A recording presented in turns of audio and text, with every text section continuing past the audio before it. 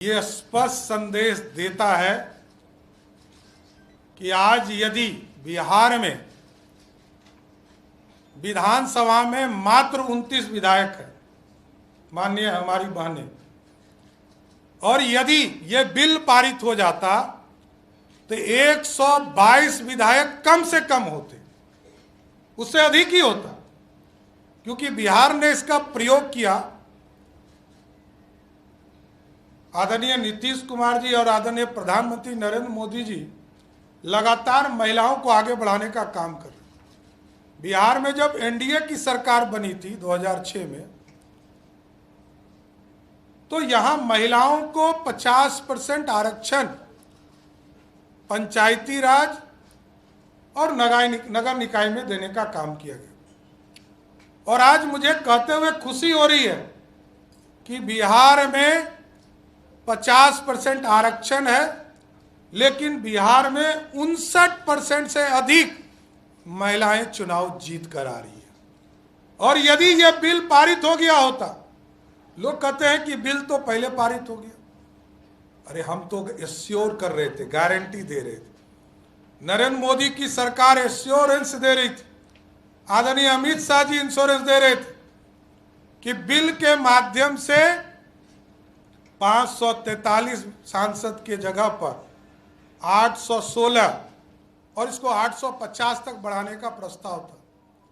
और 816 में से 272 सांसद, यदि ये बिल पारित होता तो इस देश में महिलाएं सांसद बनकर देश में राज करने का काम करती। साथियों, दुर्भाग्य है कि ऐसे विरोधी इस देश में, हमारे लिए सारे जहां से अच्छा है, इस भारत को बढ़ाने के लिए हम आए। और हमारी पार्टी, हमारे एनडीए के लोग लगातार इस हिंदुस्तान की चिंता कर रहे हैं, कुछ लोग बाहर की चिंता कर रहे हैं। इसलिए मेरे लिए तो गौरव का समय मिला कि मैं आज प्रेस कॉन्फ्रेंस भी कर रहा हूं, तो बिहार और देश की महिलाओं के लिए कर रहा हूं, अपनी बहनों के लिए कर रहा हूं। और मैं जब सार्वजनिक पहले कार्यक्रम में कल गया था, परसों, तब भी जो नारी शक्ति के आरक्षण का समर्थन में जो दौड़ था, उसमें शामिल होने का काम किया। इसलिए ये धोखा है। Congress party, Trinamool Congress, DMK, Samajwadi party और राष्ट्रीय जनता दल को इसका जवाब जनता को देना पड़ेगा। आपने तो कोई आरक्षण दिया नहीं।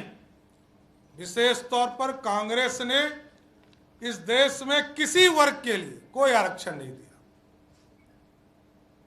और जब जब आरक्षण हुआ है, तब भारतीय जनता पार्टी, जनसंघ, जनता दल यूनाइटेड, सब लोगों ने मिलकर, लोक जनशक्ति पार्टी, हिंदुस्तानी अवाम मोर्चा, सबने समर्थन देने का काम किया। ना लालू जी ने कभी आरक्षण दिया और ना कभी कांग्रेस पार्टी ने आरक्षण दिया।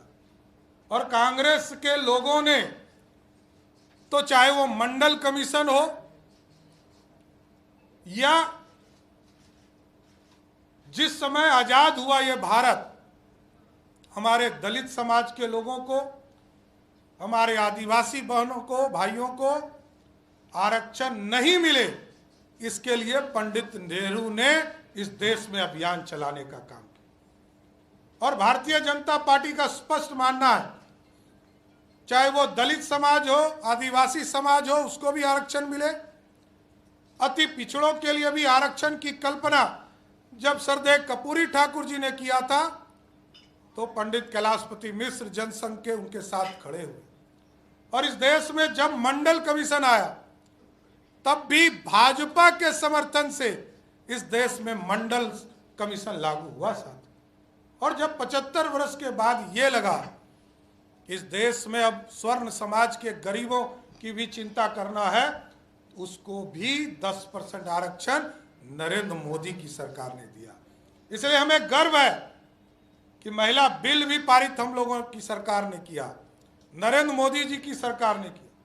बिहार में भी एनडीए की सरकार ने महिलाओं को 50% से अधिक आरक्षण देने का काम किया। और आज जो देश में महिलाओं के साथ धोखा हुआ है, इसके खिलाफ पूरा एनडीए एकजुट होकर इस देश में अभियान चलाएगा और उनसे जवाब भी मांगेगा।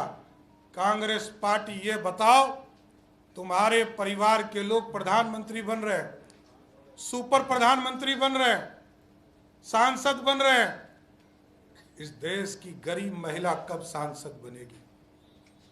समाजवादी पार्टी से पूछा जाएगा, राष्ट्रीय जनता दल से पूछा जाएगा, टीएमसी से पूछा जाएगा, डीएमके से पूछा जाएगा।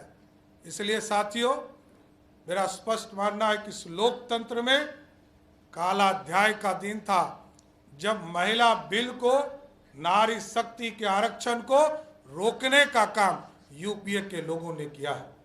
इसलिए मैं फिर से ये जरूर आश्वस्त करता हूं कि जिस तरह प्रधानमंत्री जी ने राष्ट्र को संबोधित करते हुए स्पष्ट तौर पर कहा है कि नारी शक्ति के ताकत को हर हालत में देने का काम नरेंद्र मोदी की सरकार करेगा, ये मैं आश्वस्त करता हूं कि बिहार और देश की महिलाएं मुख्य धारा में जोड़ने का काम करेगी। बहुत बहुत धन्यवाद।